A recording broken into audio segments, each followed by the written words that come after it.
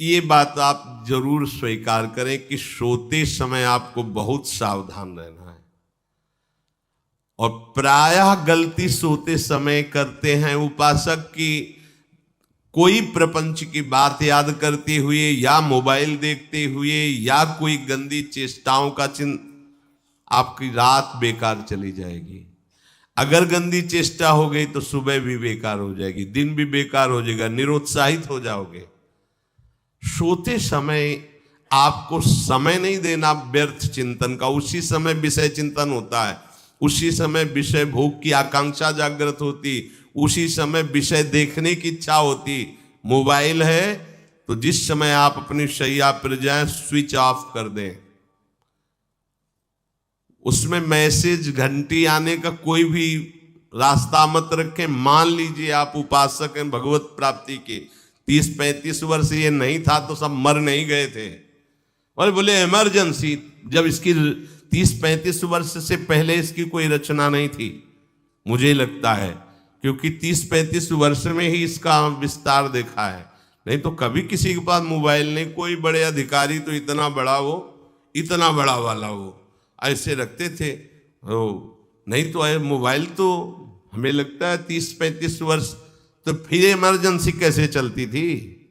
कैसे चलती थी इमरजेंसी? और आप ब्रह्मा हो क्या कि इमरजेंसी संभाल लोगे? स्विच ऑफ करो। जो सब इमरजेंसी संभालने के लिए तैयार, रात दिन न सोता है, वो हर समय जागृत रहता है, वो हमारा आराध्य देव है। स्विच ऑफ करो, चिंतन लगाओ श्री जी का। ये जो रात्रि के शयन के समय मोबाइल में इधर उधर दृश्य देखने हैं, अपने सर्वनाश का बीज बोना है। मान लो, हमारी प्रार्थना मान लो। ये उस समय मन आपको परेशान करेगा जब कमरे की सिटकिनी अंदर से बंद होगी। सबसे प्रार्थना है रात्रि के शयन के समय। तो बोले फिर ठीक है 10 बजे तक देख लेंगे मोबाइल, इसके बाद शयन के समय भजन कर लेंगे। होगा ही नहीं। क्या तुम देखना चाहते हो? प्रिया प्रीतम के सिवा और कुछ क्या देखना चाहते हो? वो तो सुभग सुंदरी सहज सिंगार, सहज शोभा सर्वांग प्रति सहज रूप वृषभानुनंदिनी। हमारी स्वामिनी जी की सुंदरता छुपाने के लिए आभूषण पहनाए जाते हैं, औरों को तो आभूषण सुंदरता बढ़ाने के लिए। यहां छवि के छिपाए को ऐसे के दास होके क्या देखोगे मोबाइल में? क्या देखना चाहते हो? वासना की क्रीड़ा, और तुम उस क्रीड़ा को देखना चाहते हो। परमार्थ के पथिक हो। देखना है तो प्रभु को देखने की वृत्ति रखो, अन्यथा मूंद लो आंखें। प्यारे, महान फल प्राप्त करोगे। सबसे प्रार्थना है एकांत में मोबाइल रूपी दुश्मन से बचो। क्योंकि जब आप गंदी बात कहीं देखोगे तो आपके अंदर वैसे ही चिंतन बनेगा। वो ऐसे ही लगेगा, मैं भी ऐसा करूं, मैं भी ऐसा भोगूं, मैं भी ऐसा देखूं। मान लीजिए आप, जब हमारे शास्त्र कहते हैं कि पशु पक्षियों के मैथुन को भी नहीं देखना है, अगर ऐसा एक बार दृष्टि पड़े तो मानसिक प्रणाम करके दोबारा दृष्टि न देना। वो आप मोबाइल में ऐसी चेष्टाएं देखोगे, कैसे आप भगवत भजन करोगे? कैसे भगवत प्राप्ति का उद्देश्य रख पाओगे? ये कलयुग की बहुत महीन चाल है कि उसके बिना काम नहीं चलेगा और हम तुम्हें काम से युक्त कर देंगे। इसके बिना काम चलेगा नहीं, तुमको रखना पड़ेगा। और जब तुम इसे रखोगे तो हम काम अपना कर लेंगे। कलयुग ने कहा हम अपनी व्यवस्था बना लेंगे। यहां कह रहे, जब आप नींद में जा रहे हैं तो बिल्कुल मानो मृत्यु शैया पे जा रहे हैं। आपको उस समय नाम जप में बहुत ध्यान देना है, कहीं मन बहक ना जाए। तो क्या होगा, 5-6 घंटे जो आप लेटोगे ना, वो भी भजन हो जाएगा। हमारा जो सततम योमाम स्मरति नित्यशा है ना, ये पूरा हो जाएगा। नहीं उस समय हम सो जाएंगे तो हमारा 6 घंटे का वियोग हो गया, 6 घंटे भजन रुक जाएगा। और ये 100% पक्की बात अनुभव की कहते हैं। यदि सोते हुए भजन करोगे तो जगते, कई बार तो पकड़ा है कि अगर आधे पद में बेशुद्ध हो गए तो वो पद पूरा जगते ही शुरू हो गया है। मतलब बीच में स्थिति भागवती की रही। जैसे बेहोश करते समय हमने कहा था जब ऑपरेशन के हमें बता देना, तो उनका बाबा अब इंजेक्शन लगाने वाले हैं, तो वो 1 मिनट हमें केवल दीजिए, अपनी चित्तवृत्ति। तो जब होश आया तो वही पहले चिंतन चल रहा था, वही चिंतन। जैसे सोने के समय बेहोश हुए तो जगने के समय वही चिंतन, ऐसे ही इंजेक्शन से जब बेहोश हुए और जब होश आया तो वही चिंतन चल। बहुत बड़ा चमत्कार अभ्यास का है। नींद खुले तब से लेकर गाढ़ नींद आने तक स्मरण में कभी रुकना नहीं। और आपको एक छूट दे रहे हैं। कभी कभी क्या होता है कि एक मंत्र में, एक नाम में जैसे बहुत देर अभ्यास करते तो मन उबने लगता है। इसका स्वभाव है, ये अनुभव की बातें कहते हैं। इसका स्वभाव है नवम नवम, नहीं तो ये मतलब, तो इसको हम लोगों ने कैसे फंसाया है।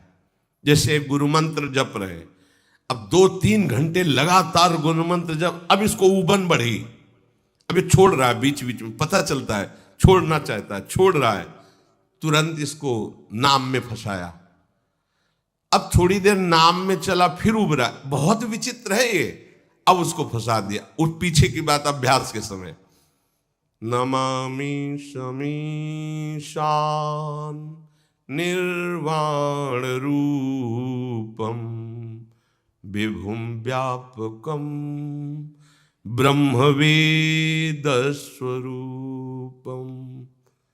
चिंतन, पदगान करे, ये भगवान शिव पदगान कर रहे हैं और उसका चिंतन, निर्वाण रूपम विभुम व्यापकम ब्रह्मवेद स्वरूपम।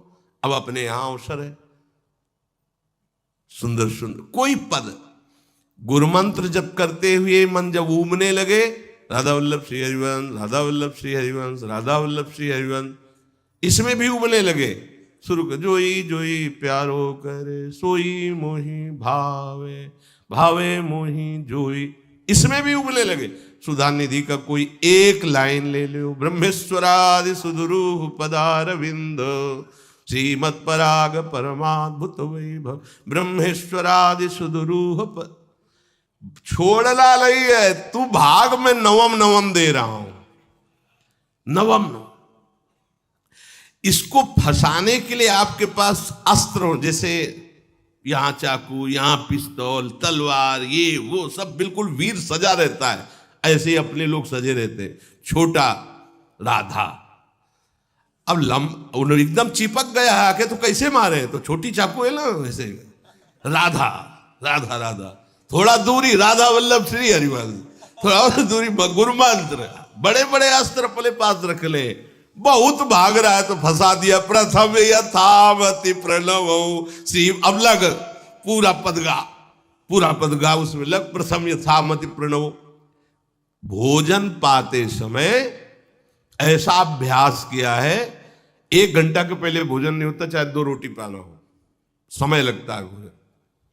आराम, एक एक नाम, एक एक, कुछ भी हल्ला मचाओ, कोई फर्क नहीं पड़ेगा, अपना चलेगा। अभ्यास स्नान के समय, भोजन के समय, किसी क्रिया के करते समय, किसी से बात करते समय, सोते समय, ये विशेष स्थान जहां में सावधान रहना है। या भजन छूटता है, ध्यान देना, यही भजन छूटता है। चलते समय, क्रियावान होते समय, प्रसाद पाते समय या किसी से बतराते समय, ये सब भजन के छूटने के स्थान है और यही पकड़ना है भजन को।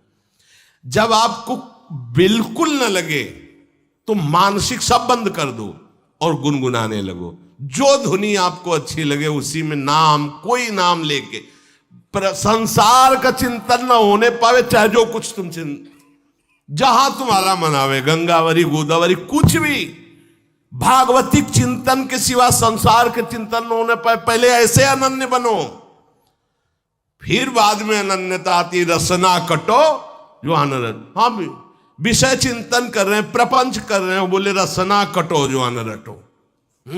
और नहीं बोल सकते, प्रपंच बोलेंगे बस, रसना कटो, ये शब्द वहां नहीं आते। पहले हम आपको छूट देते, भक्त चरित्र, भगवान के चरित्र, नाम, कीर्तन, मंत्र, जो भी चाहो, संसार का चिंतन मत होने देना, पहले ये पकड़ो। फिर आगे चल करके जब पवित्र हृदय होगा तब ये निष्ठा आती। रसना कटो जो अन रटो, निरखियन फुटो नयन। मान लो संसार का चिंतन नहीं करने देना है इसको। आप जैसे बने वैसे करो भागवतिक चिंतन। कोई नाम ले लो, कोई मंत्र ले लो, तुम्हें जो प्रिय लगे। हम छूट देते हैं, ये नहीं करे कि रसना कटो जो अन रटो, ये बाद की बात है। हमें पहले इसका संसार चिंतन रोकना है। कैसे छूटेगा, कैसे छूटेगा, हमें ये पकड़ना है। नहीं तो निष्ठा की बात, जो हरि नाम जगत त्रिशिरोमणि वंश बिना कब हूं। हरिवंश बोलेंगे नहीं, हरि बोलना नहीं है, हरि बोलना नहीं, क्योंकि जो हरि नाम जगत त्रिशिरोमणि वंश बिना, और हरिवंश बोलना नहीं है क्योंकि प्रपंच में रति। तो क्या करो, जो तुम्हें प्रिय लगे पहले उसे पकड़ो। ये हम अंदर की बात करें, प्रवचन की बात नहीं कह रहे। मन को फंसाना है हमें। राम कृष्ण हरि जहां लगे इसको लगाओ, पहले इसको फंसाओ। संसार का चिंतन न होने दे। गीता भागवत भक्त चरित्र कुछ भी कहीं भी इसे फंसाओ, पहले संसार का चिंतन न होने दो। फिर लाओ इसको घुमा के निकुंज वाटिका में, फिर तो भागेगा ही नहीं, फिर नहीं भागेगा। अब सीधे निकुंज वाटिका में किसी महाभाग्यशाली गुरु आश्रित का लगेगा, अन्यथा बहुत प्रपंची मन है। आप आश्रय इधर का लोगे, प्रपंच का चिंतन करोगे, बात बनेगी नहीं। चिंतन छोड़ना है हमें, जैसे बने तैसे संसार का चिंतन छूट जाए तो हम विजय को प्राप्त होंगे। ध्यान दीजिए, इस परमात्म तत्व को वही प्राप्त कर पाता है जिसका राग बीत गया है, खत्म हो गया है, वैराग्यवान। ज्यादा परिश्रम नहीं है वैराग्य में। विवेक नहीं होने के कारण हम वैराग्य नहीं धारण कर पाते। हम बाहरी बातों को वैराग्य ले लेते हैं, ऐसा कपड़ा बदल लेना, या कपड़ा ना पहनना, या लौकी का कमंडल, मिट्टी का पात्र, तो हम अपने को वैरागी। बात यहां नहीं रुकेगी। वैराग्य का इतना ही मतलब नहीं, ये भी एक बाह्य अंग है वैराग्य का, पर वैराग्य का सच्चा स्वरूप है वीतरागा। कहीं कुछ भी अच्छा नहीं लग रहा, कोई भी सुख आकर्षित नहीं कर रहा। लोक लोकांतर की प्रतिष्ठा, मान, सुख, ऐश्वर्य, व्यक्ति, कुछ अच्छा नहीं। राग खत्म हो गया। ऐसा उस अक्षर ब्रह्म को, अविनाशी तत्व को जान पाता है। जगते भयो फिरे बैरागी। जैसी हरिवंश प्रपंच बंच सब ये काल ब्याल को खायो। हालत यह है कि जैसे सांप ने मेढक को पकड़ रखा और मेढक सामने पतिंगा को, कीड़े को पकड़ना चाहता है। उसे ये पता नहीं कि मैं खुद किसी का कवल बन चुका हूं, वो एक झटके में मुझे अपने पेट में ले जाएगा। ऐसे ही हम सब हैं, काल के द्वारा ग्रसित है। काल ने हमें पकड़ रखा है, पर हम भोग भोगना चाहते हैं। हम नाना प्रकार की मान प्रतिष्ठा पाना चाहिए। ये पता नहीं एक झटके में हमारा अस्तित्व ही खत्म हो जाएगा। जिनके अंतःकरण में किसी भी व्यक्ति, वस्तु, स्थान, पद, प्रतिष्ठा का राग ही नहीं रह गया है, उसे कहते हैं वैराग्यवान। वीतरागाः, राग ही नहीं है। जिनका अंतःकरण निष्पाप निर्मल हो चुका है, जिनके हृदय में केवल भगवत प्राप्ति की उत्कट लालसा जागृत हो गई है, ऐसा साधन संपन्न उपासक परमात्म तत्व में प्रवेश पाता है। अध्यात्म मार्ग की ऊंचाई पर वो स्थित हो जाता है।